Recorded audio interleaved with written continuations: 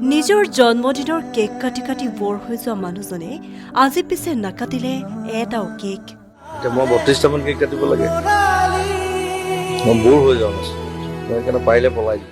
জন্মদিন বুলি অনুৰাগীৰ সৈতে আজি নাগালে এটাও গান, নিমাতে থাকিল এটা আবক্ষ মূৰ্তি হৈহে। জন্মদিন উদযাপনৰ বাবে গল্ডি আজি নাথাকিল গৰিমাৰ সৈতেও।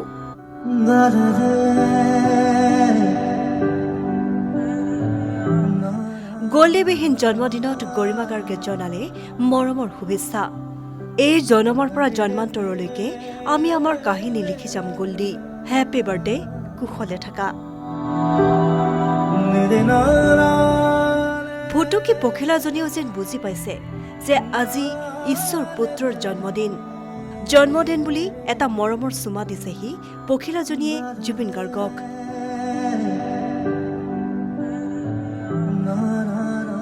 এইবাৰ উকা উকা মানে সকলো উকা। জুবিন গাৰ্গবিহীন অসমখন সঁচাকৈয়ে উকা।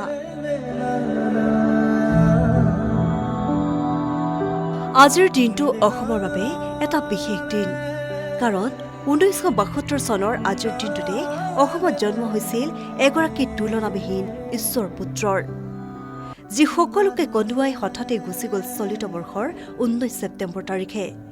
আৰু 19 ছেপ্টেম্বৰৰ পৰাই যেন অসমখন হৈ পৰিল এটা বিৰাট ডাঙৰ শূন্য। সঁচাকৈয়ে যেনিয়ে চাই তেনেই যেন উকা হৈ পৰিল অসমখন। শূন্য অসমখনত আজি সকলোৱে এজন মানুহৰ বাবে কেক কাটিছে, কাৰণ আজি ঈশ্বৰ পুত্ৰৰ জন্মদিন। কিন্তু অসমে হয়তো আজিলৈকে এনেকুৱা এটা জন্মদিন উদযাপন কৰা নাই য'ত সকলোৰে চকুত কেৱল বিষাদৰ গান। বুকুত অজস্ৰ বেথালৈ উদযাপন কৰিছে সকলোৱে ঈশ্বৰ পুত্ৰ জুবিন গাৰ্গৰ জন্মদিন।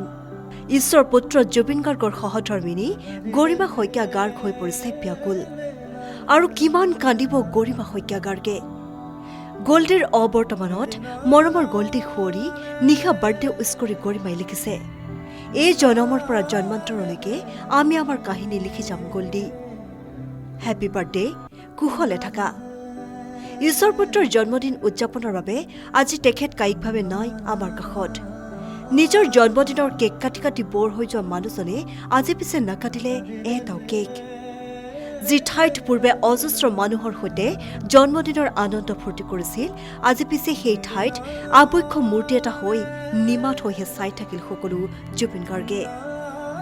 প্ৰকৃতিৰ ঈশ্বৰ পুত্ৰৰ বিশেষ দিনটোত ক'ৰবাৰ পৰা আহি জুবিন গাৰ্গক এটা মৰমৰ চুমা দি গ'লহি এজনী কণমানি ফুটুকী পখিলাই।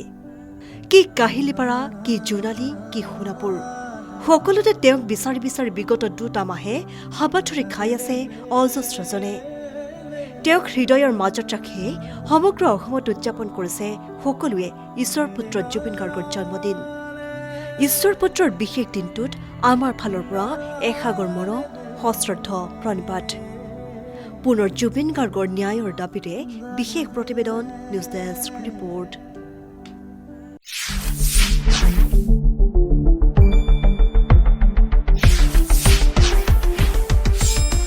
শুদ্ধ আৰু বিস্তৃত বাতৰিৰ বাবে চাই থাকক নিউজ ডেস্ক ৰিপৰ্ট।